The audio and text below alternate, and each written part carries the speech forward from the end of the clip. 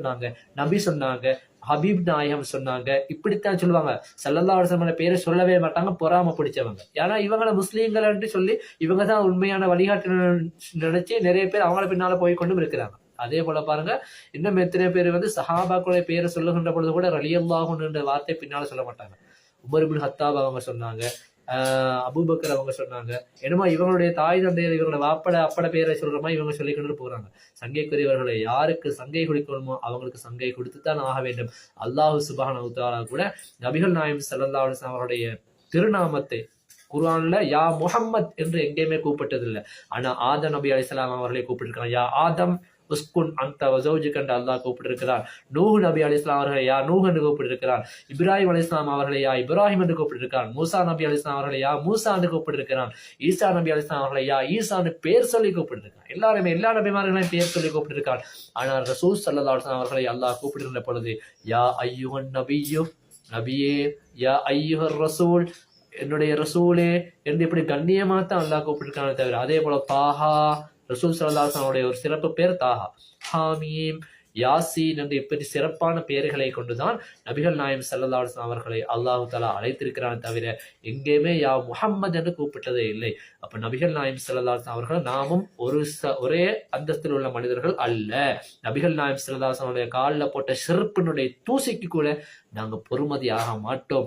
எந்த நிலைமையிலுமே நாங்களும் ரசூல் ஸல்லல்லாஹு அலைஹி வஸல்லம் அவர்கள் நம்மை போன்ற மனிதர் என்றோ அல்லது நாங்கள் ரசூல் ஸல்லல்லாஹு அலைஹி வஸல்லம் அவர்களை போன்ற மனிதர் என்றோ யாராலுமே சொல்ல முடியாது. அப்படி யாராவது சொல்வதாக இருந்தால் அது யாராக இருந்தாலும் சரி, அவர்களுடைய உள்ளத்தில் கடுகளவும் ஈமான் இல்லை என்பதுதான் உண்மை.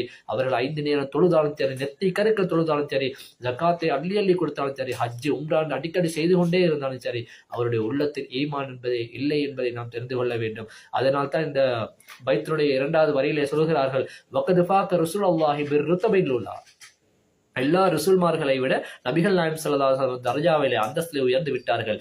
உங்களுக்கு எல்லாம் தெரியும், மேராஜுக்கு மேராஜ் போகின்ற நேரத்திலே மஸ்ஜிதுல் அக்ஸாவிலே நபிகள் நாயகம் ஸல்லல்லாஹு அலைஹி வஸல்லம் அவர்கள் தொழுகையை நடத்தினார்கள். பின்னால எல்லா நபிமார்களும் நின்று தொழுதார்கள். அத்தனை நபிமார்களும் ரசூல் ஸல்லல்லாஹு அலைஹி வஸல்லம் அவர்கள் வருவதற்காக வெளியிலே பார்த்து கொண்டிருந்தார்கள். இதே தார இமாம் பூஸரி நாயம் ரலியல்லாஹு அவர்கள் சொல்வார்கள், வகத்தமத்க ஜமீஉல் அன்பியாஇ பிஹிம் வர்ருஸலி தக்தீம மஹ்தூமின் அலா ஹதமி என்று சொல்வார்கள். எப்படி சொல்கிறார்கள்? வகத்தமத்க ஜமீஉல் அன்பியாஇ பிஹிம், எல்லா நபிமார்களும் அவர்களை விட உங்களைத்தான் முற்படுத்தி வைத்தார்கள்.